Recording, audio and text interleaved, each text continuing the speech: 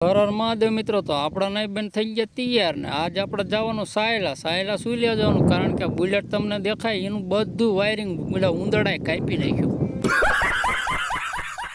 આપણે સીધા આવી ગયા દુકાન હોવાની કડકડતી ભાઈબંધર નોટ કાઢીને માવા લઈને આપણા ગામમાં લુખી એન્ટ્રી માર્યો.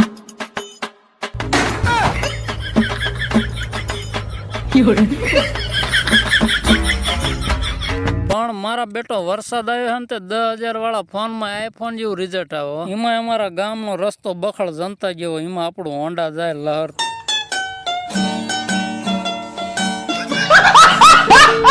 આપણે તો હોન્ડા માથે બેહીને આપણે તો સડાઈ દીધું રોડે.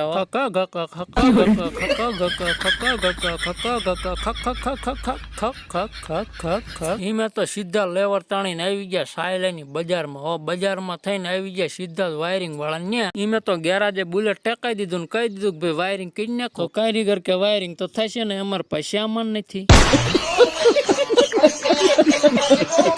હવે કે તમારે વાયરિંગ કરવું હોય તો વિયા જાવ સુરનગર ને હું કવી વસ્તુ લઈ આવો. કારીગરે જબરો 5 કિલોમીટર કપાવવાનો ખરાવો.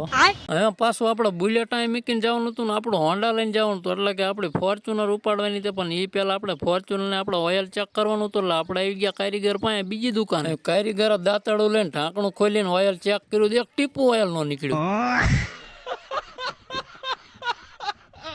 આ તો સારું હે સમય સંજોગે જોઈ લીધું ને કે હાથ વચ્ચે ભડાકા કરા ને. ત્યાંથી આપણે એક ડબલું તો નાખી દીધું આપણે ફોર્ચ્યુનર માં. પછી આપણે કઈ નાખ્યું રેડે હોન્ડા ને આપણે સડાઈ દીધું રોડે હોન્ડા સડાવીને જતા હતા ને તો 2-3 જણા જાત્રા જતા કે ભાઈ પૈસા ખૂટ્યા છે, કઈક નાસ્તા પાણી નું કરાવવા દો ને. તો મિત્રો આપવા પડ્યા 3 રૂપિયા. ક્યાં હુआ भाई, क्या हुआ? हमारा बिछा है थोड़ा गाड़ी का तो बिगड़ा है ना.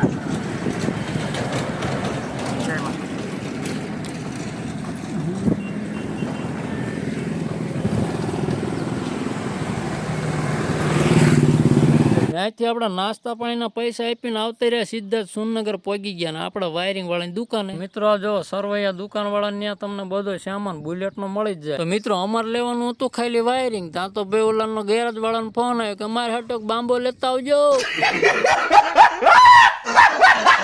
એમે તો એ ભાઈ નો બાંબો લઈ લીધો ને અમારું વાયરિંગ લઈ લીધું ને 2 ઘૂંટ પાણીના મારીને એમાં ચડી ગયા પાછા રોડે સાયલા રીની. રોડે ચડ્યા ને પછી 25 ગેરમાં નાખ્યું, ડાયરેક્ટ સીધા દઈ ગયા સાયલા. ગેરાજે આવીને જોઈને તો અમારા બુલેટ ની હાલત બકરા જેવી કરી નાખી.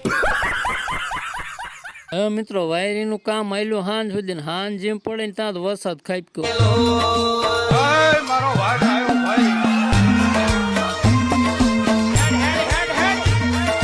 અને પછી મિત્રો જેવો વરસાદ રહ્યો ને એમે તરત જ ઉપડી જાવ ઘર બાજુ. અને હવે વિડીયો અહીં પૂરો, બીજા વિડીયો મળશું, નકર પાછો વરસાદ આવશે.